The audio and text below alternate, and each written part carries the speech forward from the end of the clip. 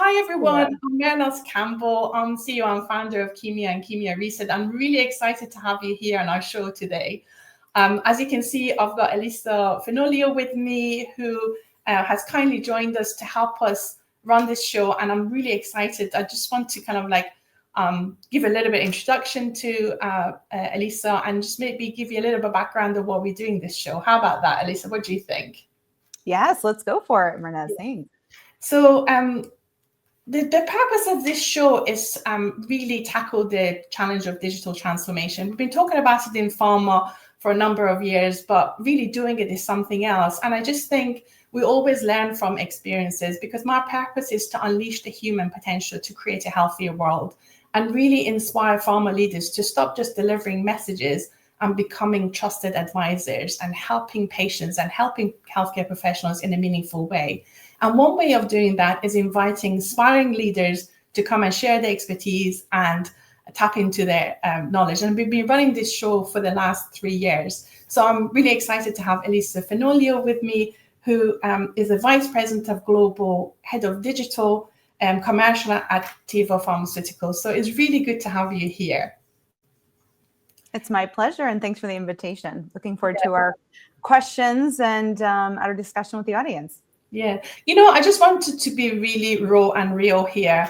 We're starting a little bit later today because I'm actually trying to be agile and tackle the challenges of digital transformation, because we usually run this show with our producer at the background who does the sound check and everything else. But today, unfortunately, he wasn't able to join us. So we started the show, and 5 minutes into the show, I realized I didn't press go live. So my apologies for being late.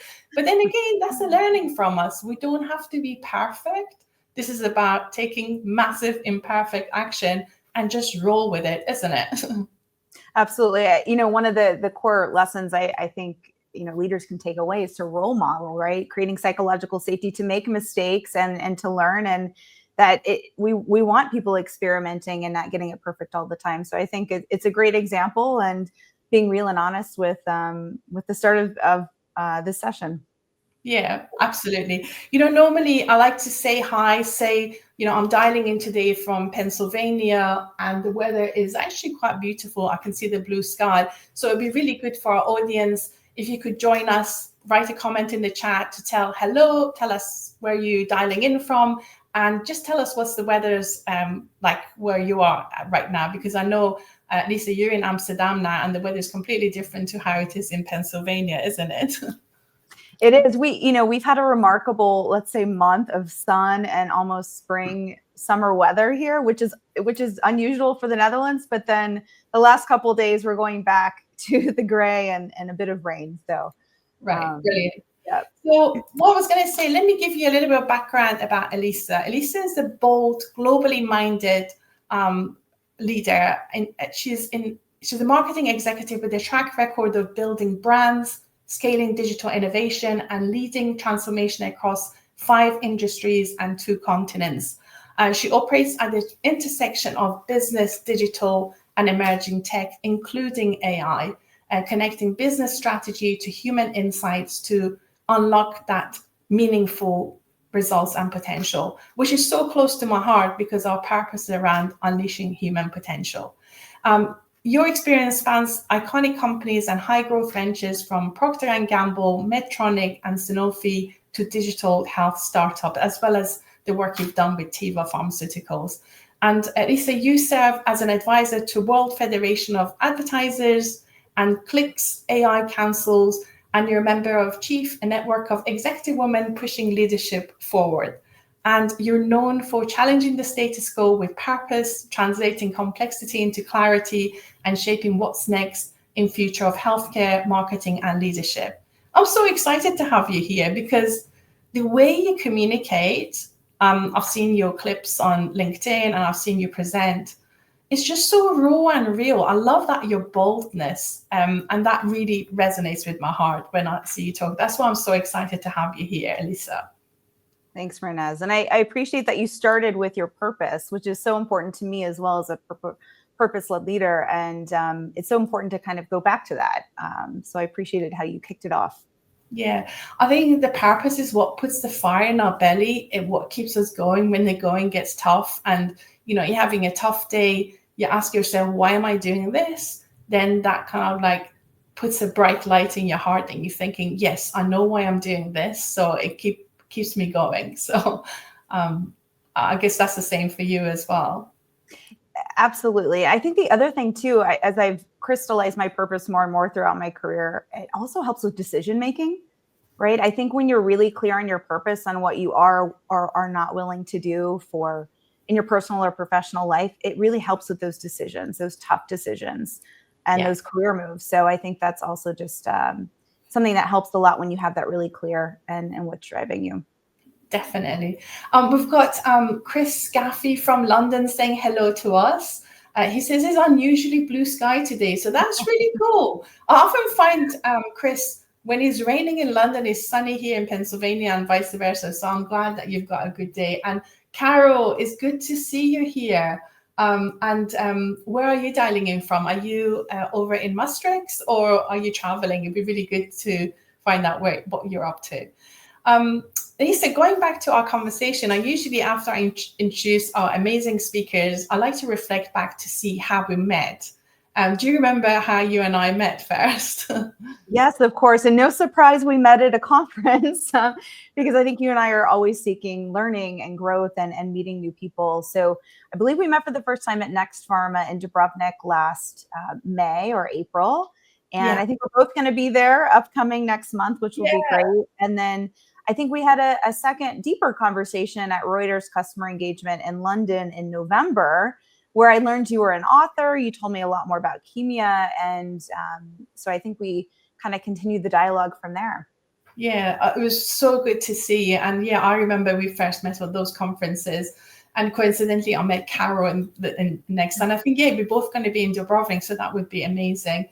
Hi, Nikki. It's really good that you're joining us from London. And Nikki is just confirming Chris's observation on the weather. She says he's being very accurate, which is amazing. I just wanted to share this with our listeners. This morning when Alyssa and I dialed in, just prepare to get into the studio and do this record, getting ready for this live session, we just started chatting to kind of we both have a lot in common, but there was something I found that this morning that I didn't know about Alyssa, because Alyssa, you've been listening to the audiobook in the last week or so. And we both found out that we both went to Base Camp Everest and Machu Picchu at different times. But for me, the Base Camp Everest was quite a life-changing experience. I'd just be curious to know, what was your experience, Alyssa? And maybe we can share that, because I think there's a lot of parallels between that experience and what we bring to the business world as well. Yeah, absolutely. I mean, these are not, they sound glamorous, but they're not, right, Mehrnaz, these types of tracks. I think the payoff is absolutely gorgeous views and connection, but there are lessons in resilience and overcoming discomfort, extreme cold, and, living situations and obviously altitude also affects. These are very, especially base camps, quite a high altitude track. So something to be cautious about and training and making sure you're going at the right pace. But for me, these adventures that are a bit more physical also give me a lot of energy and resilience in daily life, right? Professional and personal. And I think it allows you to reflect a lot too in the mountains, away from technology and away from all the distractions that are seemingly unimportant when you're in the mountains. What about you, Mehrnaz? I think for me, even I did Base Camp Everest in 2003, and it's been the toughest things I've ever done. I mean, I've run marathons, I've gone through life challenges, been a single mom, but I actually think the Base Camp Everest was one of the toughest one, because it was a combination of physical toughness, because on that high altitude, you can't really breathe. Your breathing is affected and your mental agility is affected. You kind of almost feel a little bit delirious. And that last leg going to base camp is not like climbing up a mountain. Like when we went to Kalapata, you go up, you can see it, and you come back down. Base camp, you see it for miles, and it's quite undulating. You go up, down, over boulders, and it's really tough. And I remember as I was walking I was with my best friend, Debbie. She said to me, Mehrnaz, you realize this is quite tough. We're going there, but we have to come all the way back. And I said to her, Debbie, let's not think about that. All we're thinking about is just taking one step putting the left foot in front of the right and the right foot in front of the left. And it's just like you get into that zone one step at a time. Mm-hmm.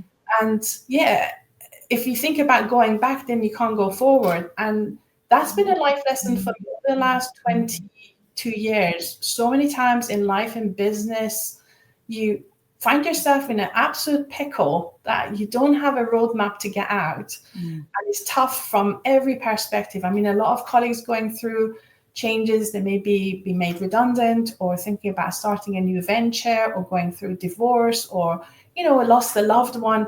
So many things can happen we can't predict. But if you think about all you need to do is just take one step forward in the direction you want to go and just focus on that, you get through it. And I think that's been the biggest lesson that I've reflected back that helped me get through toughest things in life. And the mental toughness was more important. I remember before going there, I was talking to my friends at running clubs saying, because there were girls who were doing ultra running, they were doing like 96 miles. And I was saying, how do you do it? This is Mehrnaz. You don't know what you're capable of until you push yourself to that limit. When you push yourself to that limit, you find you've got reserves you didn't know even you had. And that's what I found out, that during that last trek, my tank was empty, but I pushed through and I found reserves I didn't know I had. And now I know that in life, I constantly push myself to the limit just to find that extra tank. So yeah, I know I went on a little bit, but I think it's been a life-changing experience for me from that perspective. And the following day we woke up, people were talking about walking out Calapatar. I'm thinking, oh, forget it. I'm just tired. But then everybody in our group wanted to do it. And then my friend and I looked at each other and said, we can't be the only one who's not doing it. And we went and did it. And I had a smile on my face for weeks afterwards because, again, I pushed myself beyond what I thought I was capable of. Does that resonate with you, Alyssa? Absolutely. I mean, I think it's living life with no regrets, right? And so you may have regretted not trying to go to Calapatar, even though you got up at 2 a.m., it was freezing cold and quite, uncomfortable physically to do it, but the payoff. And then I think the emotional resilience. I think when you do these types of experiences, it's almost like, nothing's too difficult to overcome in life, whether, personal or professional. And, you can do it because you put one foot in front of the other. Yeah, this is it. The simplicity of it gets you through any difficulty.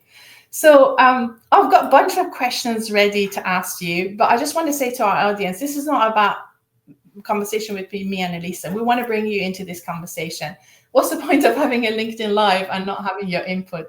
So I really love you to, in the same way you engaged and said hello and said where you're from, just write in the chat questions for Alyssa, because she is an expert in marketing, in AI, in human connection. And this is your chance to ask her any questions. So you can even ask her questions about her trips to Kilimanjaro, Calapatar, Base Camp Everest, or Machu Picchu. But popping your question in the chat, and I really love to bring you into this conversation. And as Alyssa shares her bags of knowledge and expertise, don't forget to maybe like or comment. If you disagree with her, please, say something and shout, challenge us, challenge Alyssa, because we would love that. And we would love to hear your perspective and bring you into this conversation. And the other thing I wanted to emphasize is everything that Alyssa says here is her own opinion. She's not representing her employers or anybody else. She's just being pure, brilliant self that she is here. So why don't I kick off the first question, and then we can bring the questions from our audience into this conversation. And I want to start by just asking you, what drew you into the pharma industry, Alyssa? Yeah, absolutely. And I did start in the industry quite early in my career, in my early 20s. For me, since age 2, I have been active. At age 2, I was in ballet, and then I was an athlete. So lifelong fitness, wellness, health has always been core to me. Luckily, this is something my parents, my sister, we were all into early on, and I think that's continued. I think it's, it helps drive me mentally, it helps drive me career-wise, and also I think leads to some of the adventurous spirit and wanting to tackle mountains as an adult, as we were discussing, Mehrnaz. So for me, that was really what drew me in. I wanted to be a sports medicine doctor originally because I was an athlete and had engaged with sports medicine doctors. But I realized early on some of the insights I was getting from my network, my family, my university leadership positions I was doing, was that, I think my personality and my style have probably lent itself a bit more on the business side than on the science side. And what I loved about pharma is that it combines both, right? Because you're engaging. I started in pharmaceutical sales at Alcon, was also a sales trainer out in California. And I loved that I, was able to learn the science and the impact on the patients and discuss that with highly qualified physicians and to be of value to them. And so I really enjoyed that experience and knew, this was a good mix of business and science.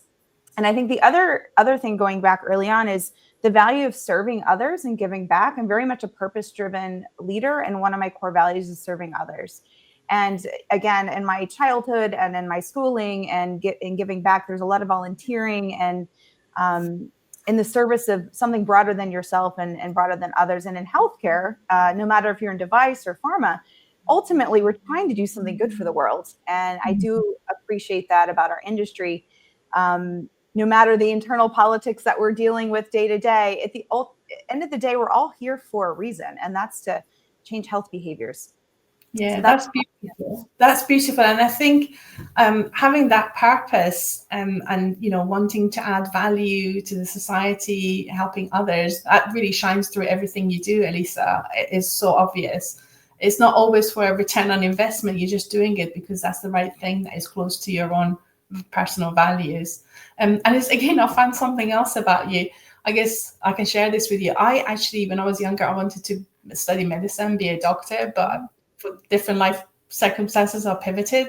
But I'm so proud of the pivot I made. I actually did nursing, but I left nursing to join the pharma industry. And I always feel as a pharma professional, I've been able to have a bigger impact on, educating other doctors to give patients choice, to, heal patients and improve the quality of life that I could have ever had as a healthcare professional. So yeah, our industry is very purpose-driven and very caring, and we shouldn't ever forget that. So it's really great that you found a career that resonated with your heart.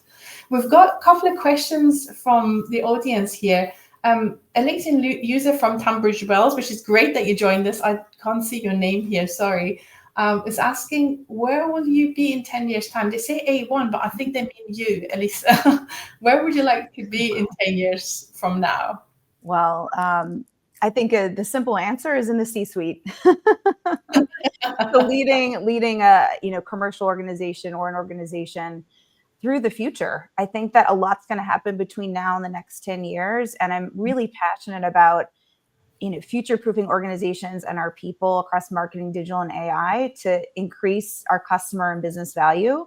And I see myself continuing to do that with innovative organizations and leading us into the future. So 10 years from now, I hope I'm back on the podcast or the LinkedIn Live with Mehrnaz with a C in front of my title.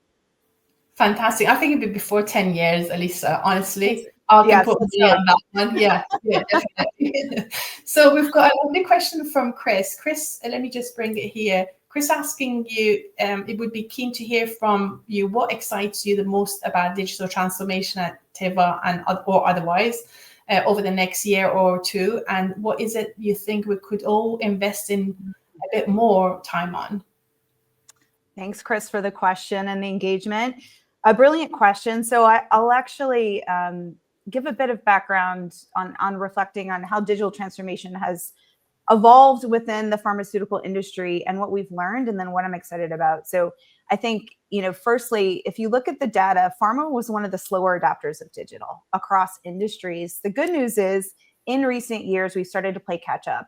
So we're starting to accelerate pace, which is good because now we've learned a lot of lessons from this that I think we can bring into this next era. The first lesson is, I think that we were very much tech first, and we thought tech was going to solve all of our problems without the surround sound of culture and capability and focusing on people. And so I think that's a core lesson that, as we look into AI and how we bring that transformation into the next era, really focusing on people, focusing on the business problems we're trying to solve, and the people problems we're trying to solve. I think the other key lesson is, a lot of times with digital transformation in pharma, we delegated lower into the organization. It wasn't necessarily led at the top. It wasn't the top transformation initiative.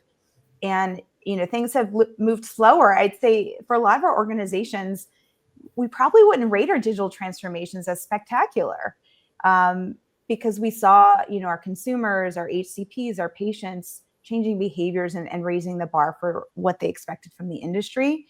And as a result, we've seen, our trust scores, our NPS scores are quite mediocre compared to other industries. And so I think, those are a couple lessons that we really need to think about with regards to focusing on the people, and also having kind of top and bottom down ownership with regards to transformation. And the last one is connecting to business value. I think we struggled to connect these investments in tech into what does this do for our P&L? How does this increase customer value? It's almost like we had separate KPIs that weren't necessarily connected back to customer and business value. And I think that's a core lesson to solve as we think about AI. So moving into this next era, if we resolve those three issues, then what I'm really excited about is a few things. Firstly is, I think foundationally we're on our way with regards to automating the manual tasks so we can free up capacity to spend more time on value-added work, creative work, innovative work. And I think, the other thing is the future of work is this is where it gets really exciting.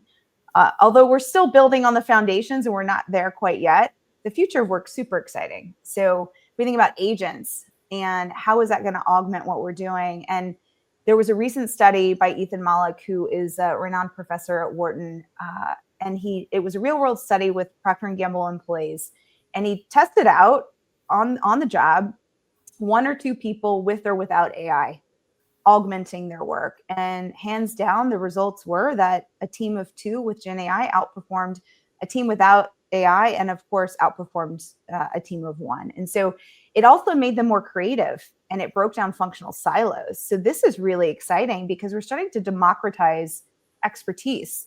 So you can imagine in our industry, maybe you're an expert in marketing, an expert in sales, an expert in market access, an expert in medical affairs.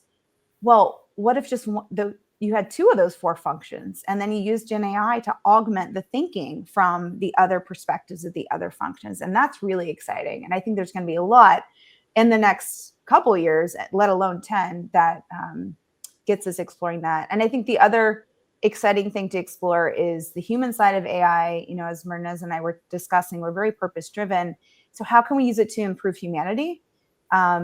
And what does that look like? And I think there's a lot still to be explored that I find quite exciting. Thank you for that comprehensive answer, Alyssa. I think I see what you're talking about. I love what capability of agents and use of AI could be to enhance that human connection. But on one hand, I think in our industry, there are people back here who still think face-to-face is the way to go, and they give a high NPS score to a face-to-face activity versus digital or remote connection. And then on the other hand, you've got pioneers this side of the spectrum who are playing with advanced technology and AI and changing the cultures. How was your experience? What was your experience? Do you see that disconnect as well? I see posts on LinkedIn that I feel as if we're going back to the 80s, and you see posts that it shows the possibilities. And, I actually commented this morning about a post that was relating to lack of adoption of AI in pharma and being behind. And I said, the famous saying is, what's the best time to plant a tree is 20 years ago. What's the second best time to plant a tree is today. And I think there's still a lot of leaders in pharma standing around the hole wondering whether we should plant a tree or not. What's been your observation on this? Are we moving fast enough, or are there lots of laggards, particularly in senior leadership, that maybe carried the bag 30 years ago and they think there's no other way than just sitting eyeball to eyeball in front of an HCP and talking to them? Yeah, you're right. And, the data that I had quoted earlier does show that we're starting to speed up, but in reality, we are behind other industries. Absolutely. And I think we just have to remember the people we're dealing with in healthcare, their world does not revolve around the doctor's office. Their world is outside the doctor's office, and they're engaging in other industries daily. And that's the type of experience they want, right? And so our doctors are consumers, so are our patients. And, I think if we continue with the old school mindset of this is how we did it 20 or 30 years ago, it's not real life for the people that we're dealing with today. I think 90% of HCPs are digital natives. And so I think, generationally, we're moving into everyone's a digital native, and they are using Gen AI. Doctors, I think at a rate of 50% are using Gen AI to co-diagnose. Yeah. I think this is the reality, whether we're advocating for it or not. We have to understand the real customer journey that they're going through, not our fabricated one that we hope that they're going through. So I think that's the core. It starts with like really what's happening, like going deep with the why behind behaviors that are existing today. And I think the world's going to change a lot faster in the next couple of years than it has over the last decade of digital transformation. And we've got to be really agile and adapt. Yeah, you're so right. I think the HCP expectation has shifted. Just general public expectation is shifted. I was talking to an IT provider last night because I'm thinking about changing an IT provider, and I'm saying, "What's your response rate?" He said, 15 minutes. He said, because now people are expecting response rates of much faster because they can go on Amazon, order something and receive it. So all the industries need to improve the response rate, and I think pharma is no exception here. Do you agree with that as well? I agree. I don't think it's a lift and shift exactly. We need to offer the Netflix or the Amazon experience, but we need to take the lessons from other industries and what's working. And the number one thing we should be doing is removing the pain points from the experience. It should be frictionless.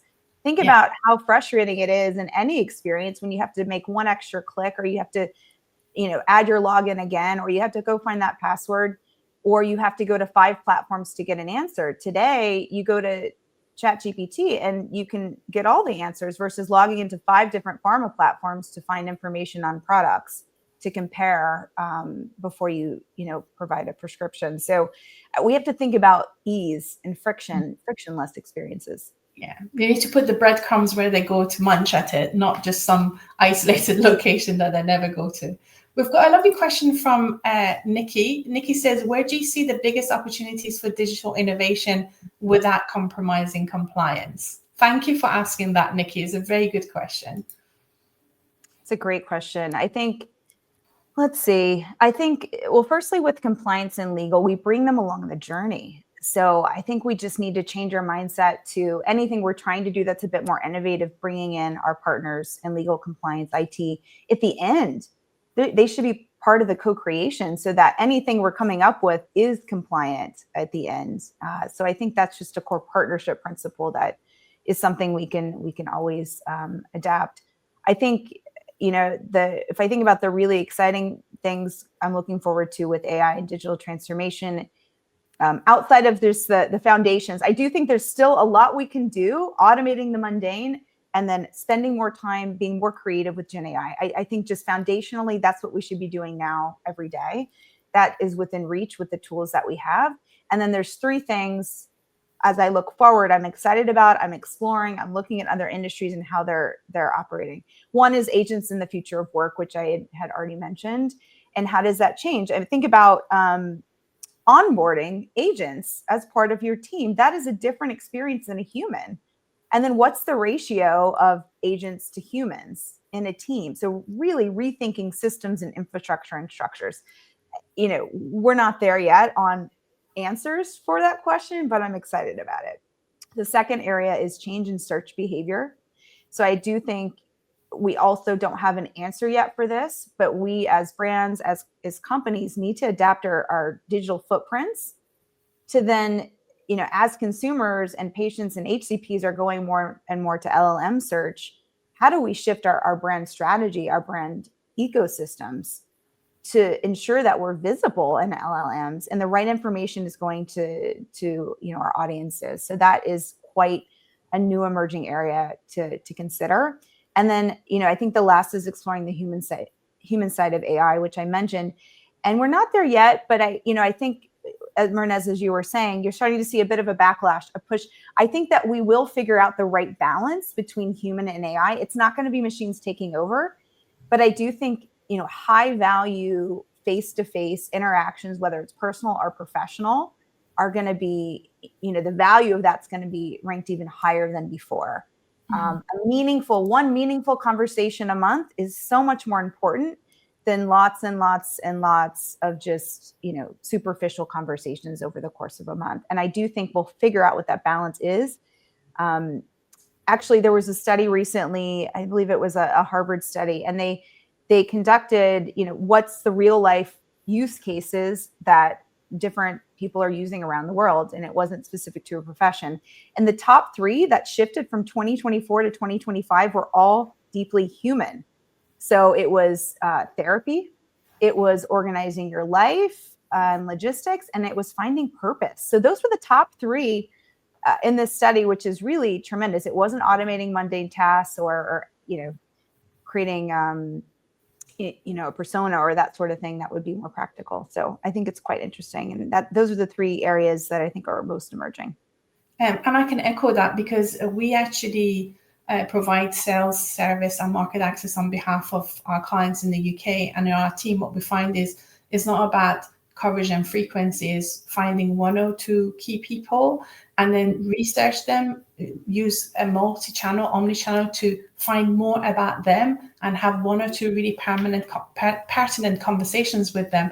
It could change the whole dynamics of the aligning the agendas between the healthcare providers, the patients, and also the pharmaceutical companies. Is not about just throwing everything at it and see what it would stick. It's just being deliberate and communicating less, but something that is totally resonates with their pain point and is a win for them, win for the patient, and win for the pharma.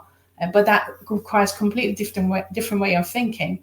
And you need a combination of digital tools and humans, augment them together, orchestrate them together, and work across different functions within the organization, medical, marketing, compliance, to be able to do a really good job. It's not about more, it's about less, but being really purposeful in the less that we communicate to HCPs.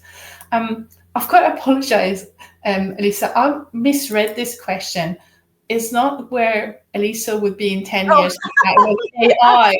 The one was mistyped. So do you want to share your thoughts? It's really good to know where you want to be in 10 years' time. I can help and elevate, and everybody else could ally to help get there. But it was about AI. I don't really know whether we can predict. A1 is, I think, a steak sauce in the US, at least. I don't know if they have it in Europe, but okay. AI. Yeah. Where would AI be? Have you got a crystal ball? That is a brilliant question. I wish I had the perfect answer. We can ask ChatGPT and maybe we'll get an answer. But I do think that sooner than 10 years, we will figure out the right balance between human and Gen AI. And I do think we'll wrangle back control of what we should be in control of as humans.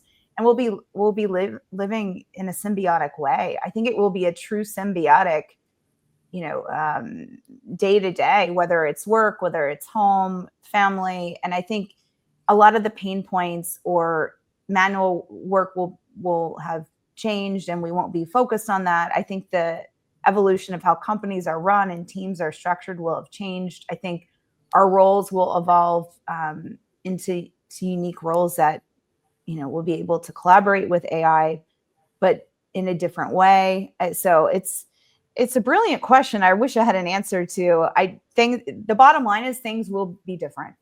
And what can you do now is to focus on soft skills like agility and evergreen learning and experimentation. And if you, can role model doing that at work or with, your personal life, and encourages others to learn and to experiment and to share learnings together versus doing it in a silo. So I think we're all on this learning journey together. So let's share and not be afraid of things that don't go completely correctly.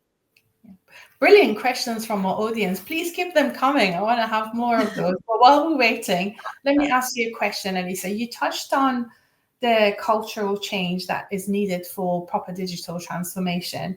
How do you inspire teams to embrace that new way of thinking and working? And especially, it's easier to do it in smaller organization when there's less silos, but how do you achieve that in kind of like large scale established companies? Sure. And, I think transformation is always in combination with cultural change. I don't know if we knew that lesson 5-10 years ago, but we know it now. To me, it always starts by identifying your top business or people problems that you're wanting to solve and how that's connected to business strategy. Because if you're driving change that's not connected to where your company is driving towards, then it's disconnected and it's hard to get traction and momentum. So I think you've got to start with the strategy and what are the problems you're trying to solve that digital or AI could help you solve, because it doesn't solve all the problems. And so there may be problems you need to address in a different way. And then I think then you need to assess the culture and the capability change with your people. What are the current mindsets or skill sets across your organization? How are you structured to then use this technology and put in place a program that shifts mindsets, which will then shift behaviors? Change management principles, classic change management principles operate here.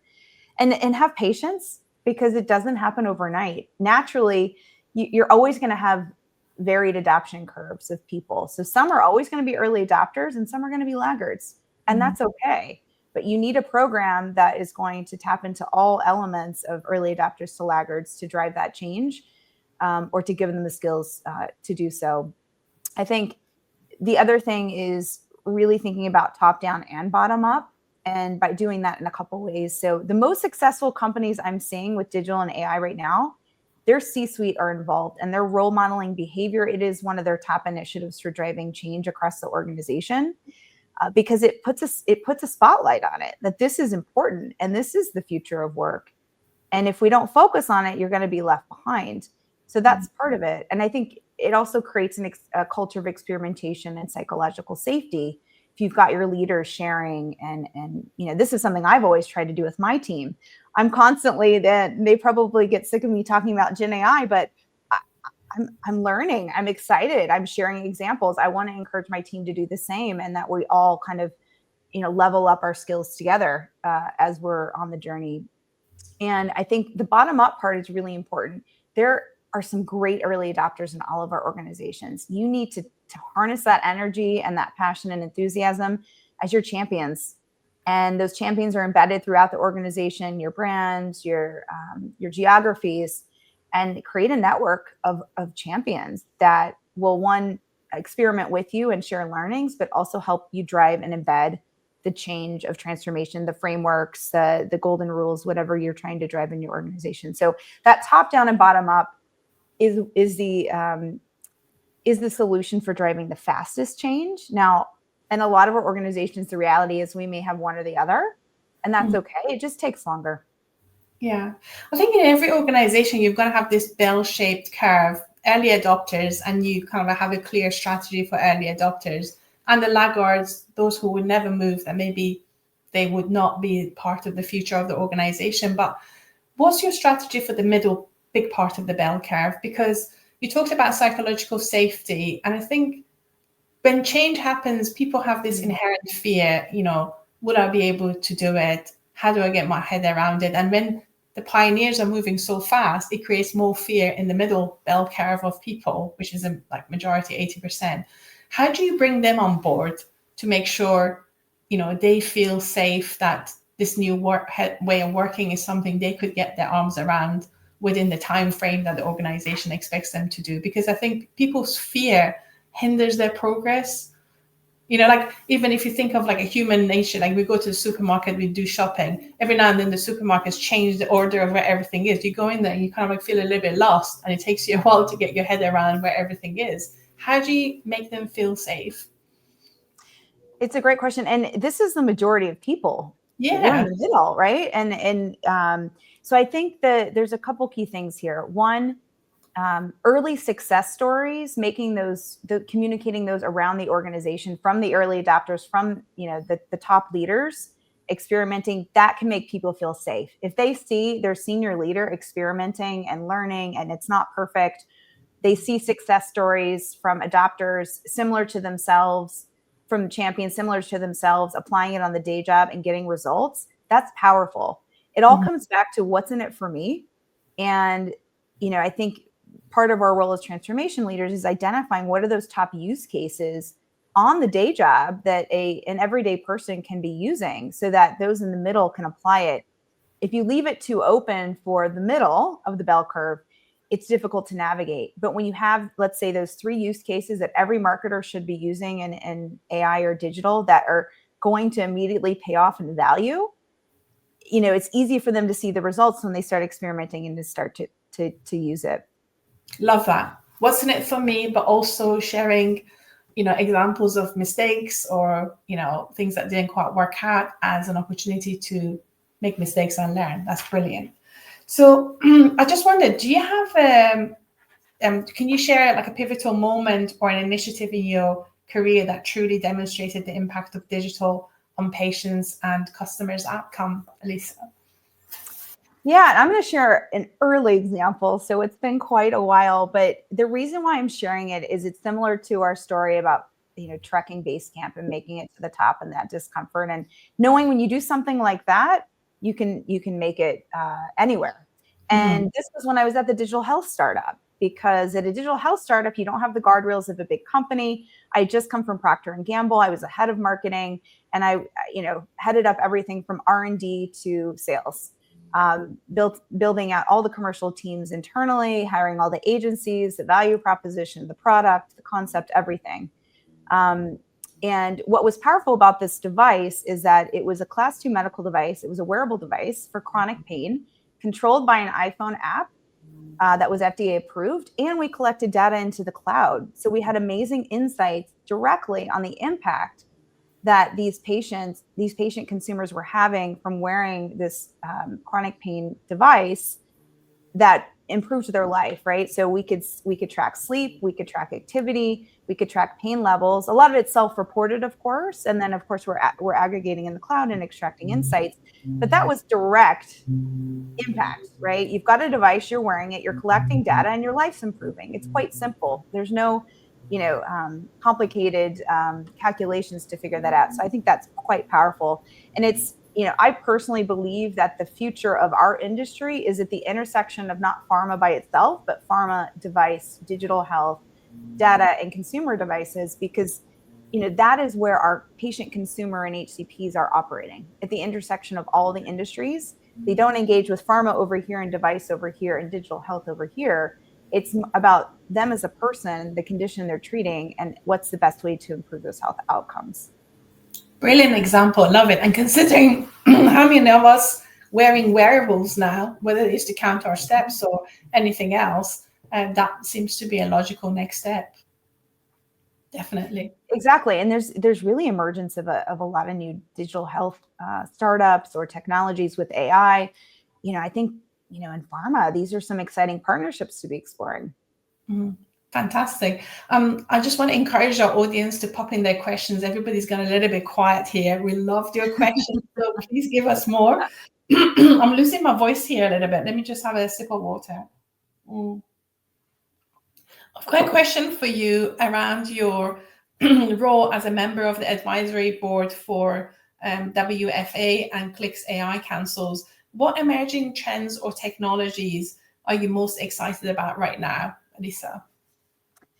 Well, I'll start by saying that, when we look at data today, and I see different stats every day on how many people are using AI or how is it being implemented. I think there was a recent study which showed about 75% of cross-industry companies are actively implementing AI in at least one area of their business, not universally. There's still a lot to scale. And we also know that as of last month, there's 500 million ChatGPT users. It's the fastest growing consumer app ever. Wow. So the future is now. It's not tomorrow. And I think I'd highlight again some of the trends I mentioned earlier. I still think there's a lot to do to scale and automating the mundane tasks and the manual tasks, freeing up capacity, and also getting better at using Gen AI for creativity, for bouncing ideas, for being more strategic, to say expand our functional expertise, like the P&G Wharton example I shared earlier. So I do think there's tremendous value in really focusing on those initial use cases and scaling them and really implementing them in a sustainable way. Because again, most industries, we're not there yet. We're somewhat implementing, but it's not universal, and there's still a lot of value to have.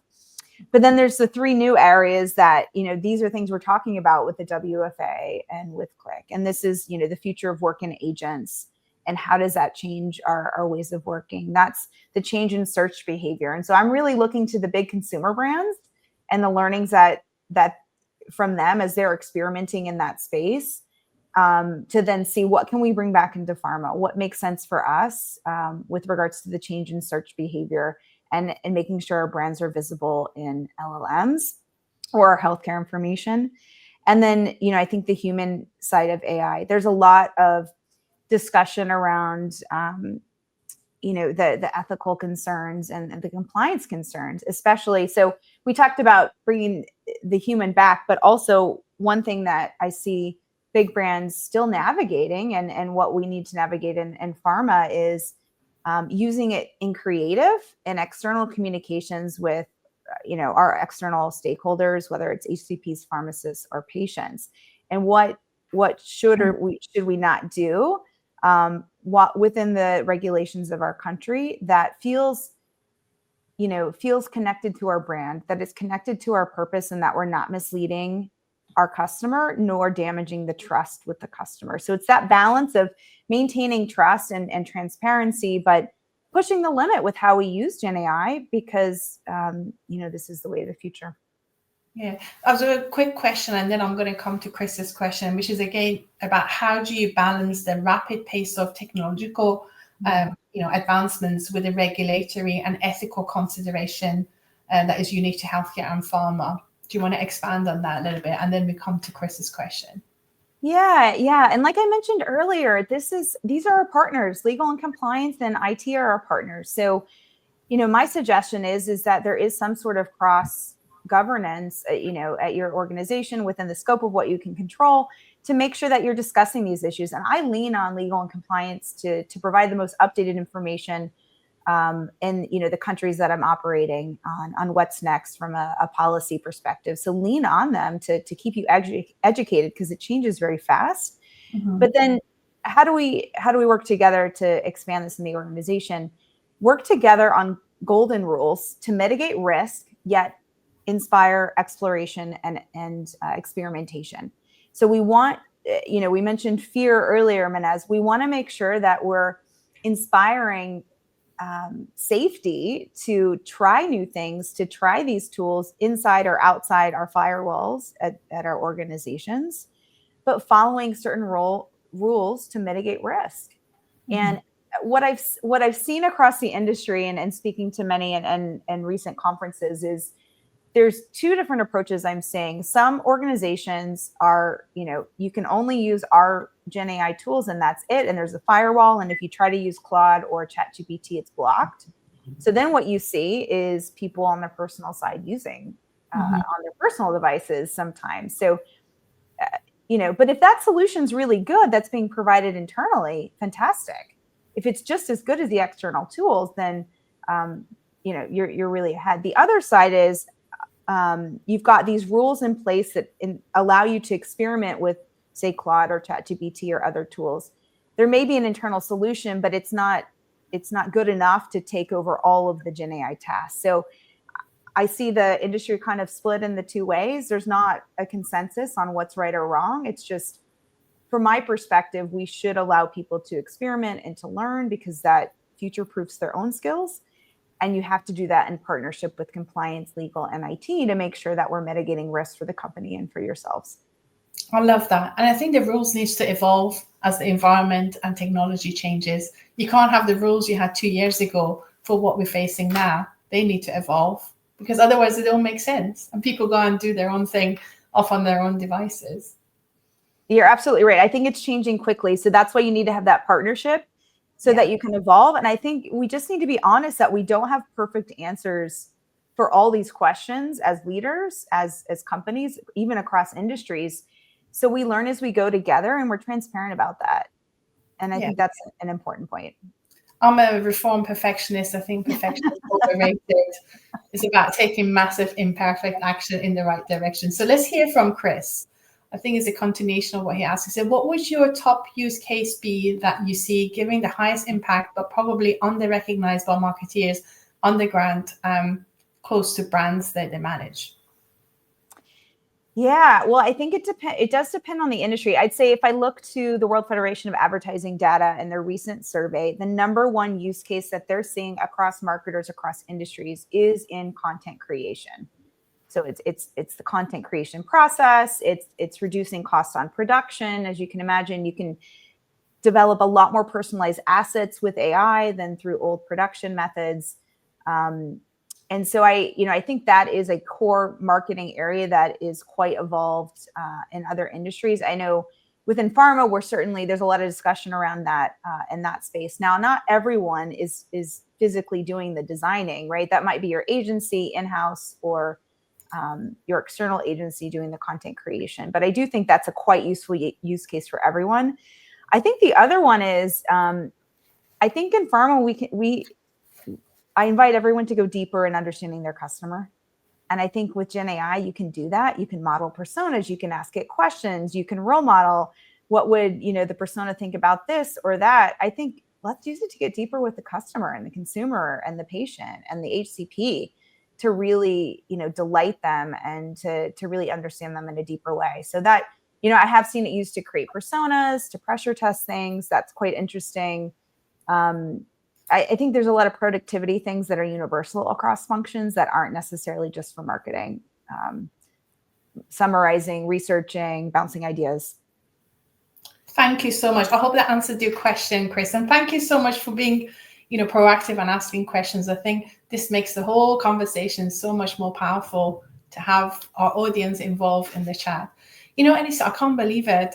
Time's just flown. I love talking to you. We've only got like a few minutes left. I just wanted to ask you, you read my book. I don't know your feedback, so this is like raw and real.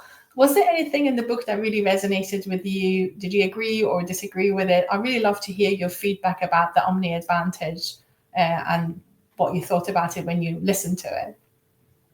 Yeah, I appreciated one that you mentioned I'm a bold voice. I thought you had a very bold perspective and were honest and candid about what's happening. So I appreciated that. I think it's an important read for anyone in the industry.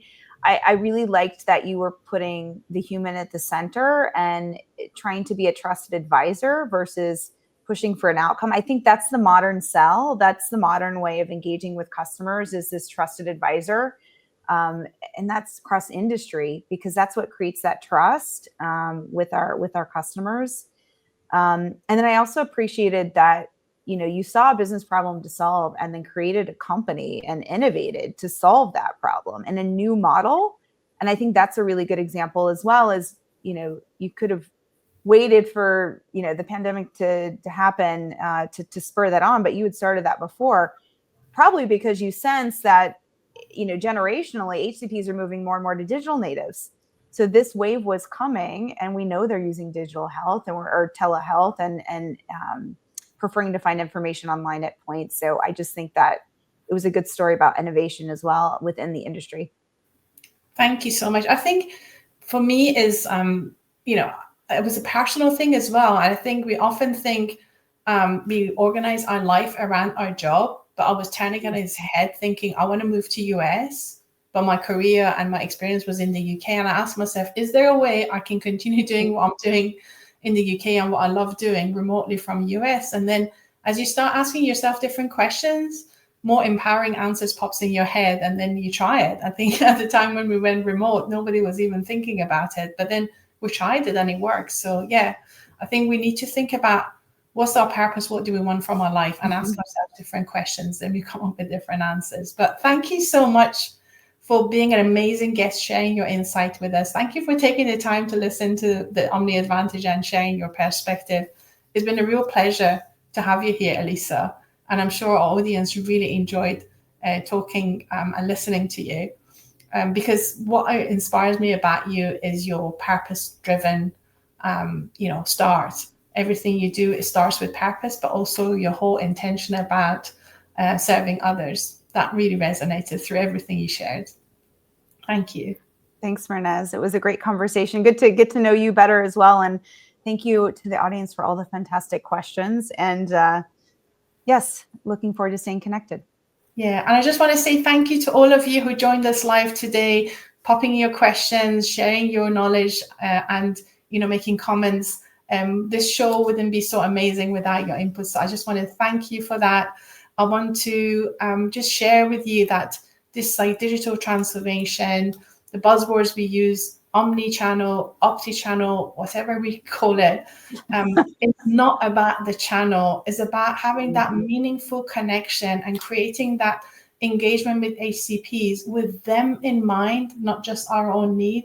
Because for me, engagement is not about reach or coverage or frequency. It's about really listening, really understanding, and adding real value that's going to make the life easier for patients, make life easier for the healthcare professionals. And if we do that right, we're going to make profit and our sales will grow as well.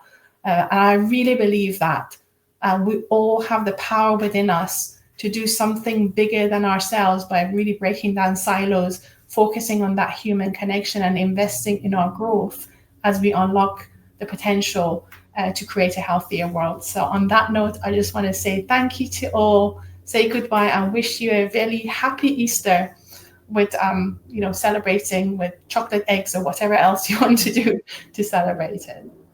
Bye everyone. Bye.